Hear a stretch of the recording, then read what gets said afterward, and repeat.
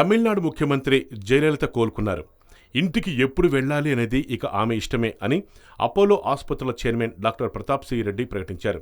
44 రోజులుగా జయ అపోలో ఆసుపత్రులు చికిత్స పొందుతుండగా ఇప్పటివరకు ఆసుపత్రి చీఫ్ ఆపరేటింగ్ ఆఫీసర్ పేరుతో 11 న్యూస్ బులెటిన్లు విడుదలయ్యాయి. అయితే తొలిసారిగా జయ ఆరోగ్యంపై అపోలో ఆసుపత్రుల చైర్మన్ మాట్లాడటం ఎంతో ప్రాధాన్యం సంతరించుకుంది. తన చుట్టూ జరుగుతున్న దాన్ని జయ అర్థం చేసుకోగలుగుతున్నారని ప్రతాప్ రెడ్డి చెన్నైలో విలేకరులతో చెప్పారు.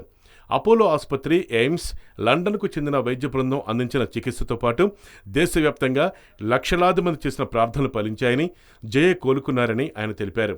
ఇప్పుడు జయ సాధారణ ఆహారం తీసుకుంటున్నారని, 3-4 రోజుల్లో ప్రత్యేక వార్డుకు బదిలీ చేస్తామని కూడా ఆయన అన్నారు. ఇందుకోసం ఆసుపత్రి 2వ అంతస్తులో ప్రత్యేక వార్డును సిద్ధం చేశారు. వెంటిలేటర్ను కూడా పూర్తిగా తొలగించారు. తనకి ఏం కావాలో అది కాగితంపై రాసి తెప్పించుకుంటున్నారని, మరికొన్ని రోజుల్లో పూర్తిగా మాట్లాడే స్థితికి వస్తారని, ఆ తర్వాత ఆసుపత్రి నుంచి ఇంటికి వెళ్తారని, ఇందుకు మరో 4 రోజులు పట్టే అవకాశం ఉందని ఆసుపత్రి వర్గాలు చెప్పాయి. అయితే జయ ఆరోగ్యంపై వాకప్ చేసేందుకు సినీ తారలు విజయశాంతి, నగ్మ అపోలో ఆసుపత్రికి వచ్చారు. ఆమె క్షేమ సమాచారాలు అడిగి తెలుసుకున్నారు.